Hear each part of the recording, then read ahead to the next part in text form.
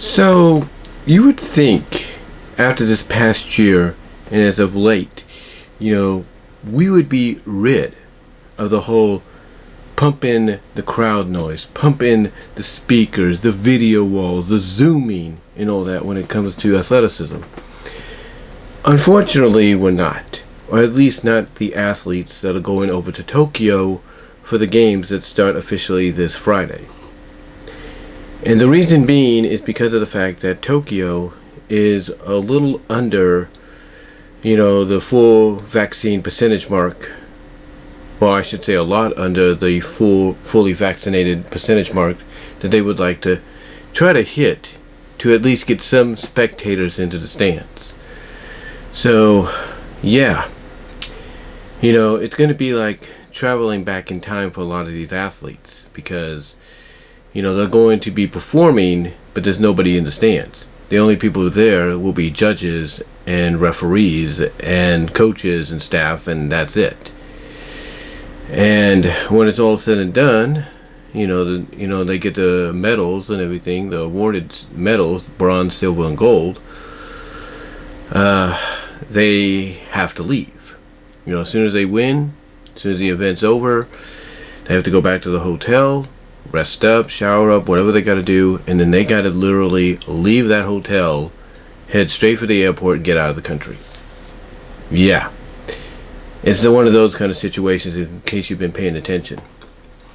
Now, I'm sure you're thinking, well, it can't be totally spectatorless, right? It can't be totally void of spectators, and it won't be. The only time it's actually going to be good is during the opening ceremonies, and that's it. The closing ceremonies are going to be completely weird because usually athletes basically just re-enter the stadium on the final day of the event, and that's it. So I don't know if they're going to fly them back in, if you will, to allow that to happen, and then have them fly back out. They still haven't fully given any more details from what numerous reports are coming out have indicated. What they have indicated is, like I said, that it's going to basically be like traveling back in time because usually you have family, you have friends, you have your countrymen, your countrywomen there. You know what I'm saying? No offense when I say that. But you have your fellow you have basically your family and hopefully your friends and some of your fellow country people there to cheer you on, along with dignitaries, delegates, you name it. But unfortunately, that's not going to happen this year. Like I said, the only time you'll see any kind of spectators will be during the opening ceremony, and then the closing ceremony is going to be a totally weird atmosphere on its own because we're not sure exactly how they're going to do that. We're not sure if they're just going to have an empty stadium and have performances there and that's it, and then we see video walls of all the athletes that were part of that just appearing when the country is time to come out and appear in alphabetical order or whatever the case may be. We're not sure. We're not really sure what's going to happen. My assumption would be that they will probably be flown back.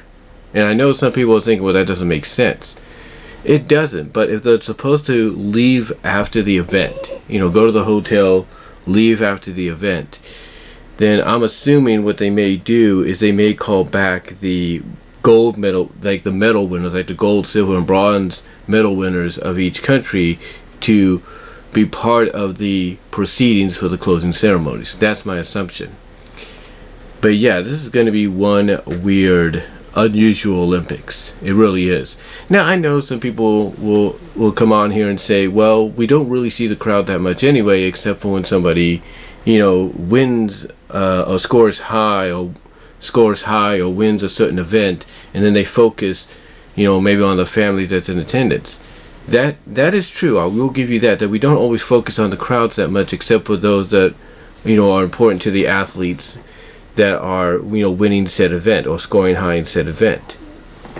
Now they did say, according to ABC News and various other news outlets, that they will have the families on video walls. They will have them by Zoom and all that after the event's over, to talk to the sons and the daughters, to congratulate them on a job well done. And that was just my dog. She's waking up a little bit again. But yeah, they'll basically have video sets up and everything, and they're gonna pump in the crowd noise, and it's gonna be like you're going back in time. And it's basically just like what we had recently with the NBA, the NFL, MLB, NHL, the NCAA. It's going to be very unusual, if not very, very weird, for these athletes. Because, especially here in America, a lot of our athletes, thought that as of this past late spring and this current summertime, that, they'd be out of it. They'd be out of this predicament, but that's not going to be the case. And it's going to be like going back, like I said, it's going to be like going back through a time machine, when they start participating in these events, because there's nobody going to be around. There's nobody going to be around, like I said, except for the coaching staff and the judges, and that's it, and the people that present the medals, and that's it. And then afterwards, they all have to leave, go to the hotel, get their stuff, get on a flight out, and that's it.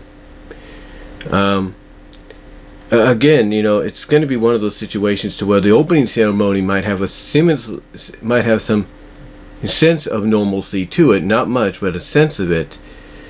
But on the other hand, the closing portion of it, that's totally up in the air right now. But yeah, it's going to be really weird. I mean, I know it's also going to be one of those Olympics that's going to go down in history as being very boycotted and protested by a lot of people, and even sponsors that feel that these Olympics shouldn't be going on right now due to the low full vaccination rate that Tokyo is going through right now. I mean, I guess the silver lining is the partial vaccination rate is up to a decent number, but not the full vaccination rate. And Tokyo, Japan, from what we have heard throughout the years and the decades and all that, the people that live there are very, very disciplined and wanting to make sure everything's 100%, like everything's on the up and up. There's no loose ends or anything like that. They want to make sure that everything's good, if you know what I mean. But it's just one of those situations right now where that's not possible. I mean, here's the thing: it's either they do the Olympics now, or a lot of places that put a lot of money in this, countries, sponsors that are still part of this, governments, they don't do it now, everybody's going to lose a lot of money. It's not just Tokyo, but a lot of people, a lot of people. The IWC, if you will, or not the IWC, but the IOC, the International Olympic Committee, they're going to lose money. Tokyo, like I said, is going to lose money. The U.S. will lose money. Canada, Mexico, Russia, China. Whether you even care about China nowadays because of what's been happening. Russia, United Kingdom.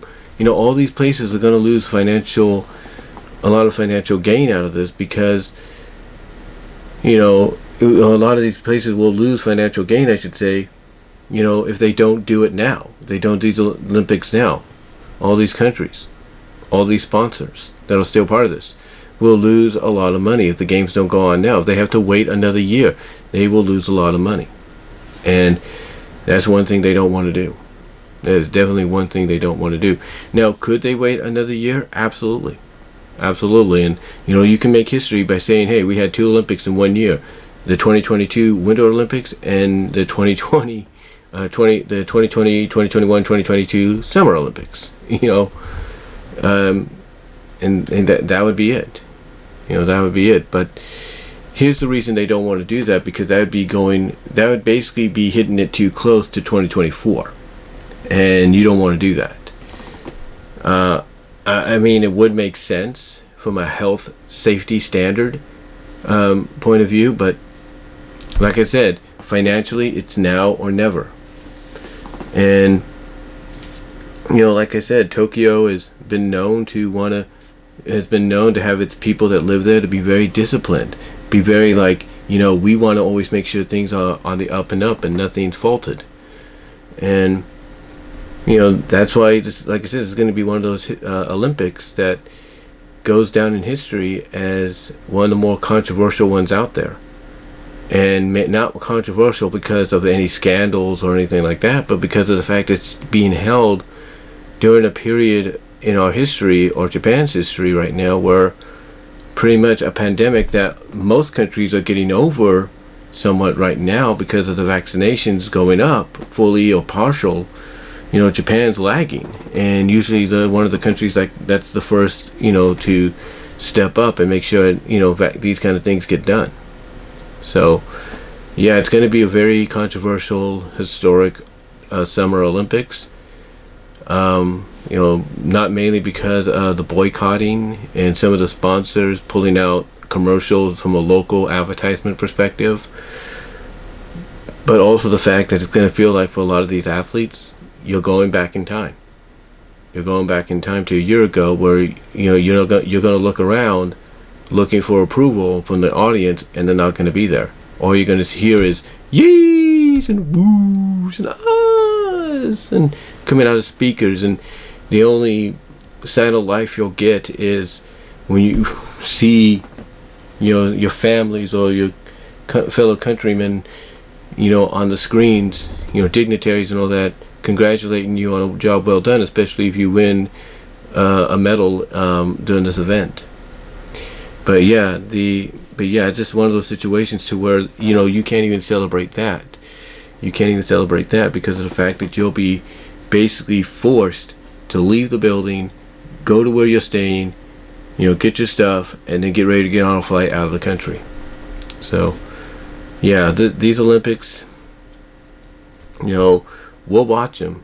We'll watch them to support our country. There's no doubt about that. But it's just going to be one of those Olympics that's like, you look back on it, and it's going to be joining a list of Olympics, summer and winter, that are going to be known for its controversies, for still going on after certain, after certain things have happened or during certain things. It's going to join that list. And hopefully, come February next year, we don't have to deal with this again. Hopefully. But let me know what your thoughts are. How do you feel about the Olympics, going on as scheduled? How do you feel about all the changes that are being made? How do you feel about the athletes from, your country of where you live, whether it's here in the U.S. or elsewhere, basically feeling like, how do you feel about them? How do you feel about those your fellow country's athletes basically going through a time portal back into a year ago, to where when they perform, they're going to be performing in front of nobodies, if you know what I mean, or video walls and stuff like that, or just loud pre-recorded speakers and cheers. How do you feel about that? What are your thoughts on that? Let me know let me know all that down below in the comments. Let me know how you feel in the live chat during the premiere. And do you think honestly that maybe they should have held off at least till 2022, maybe have some historic Olympic significance to having 2 back-to-back Olympic games in the same year? But the reason for that is because of what's going on. Let me know what your thoughts are. Comment if you like. I'd love to hear from each and every one of you. And I am out.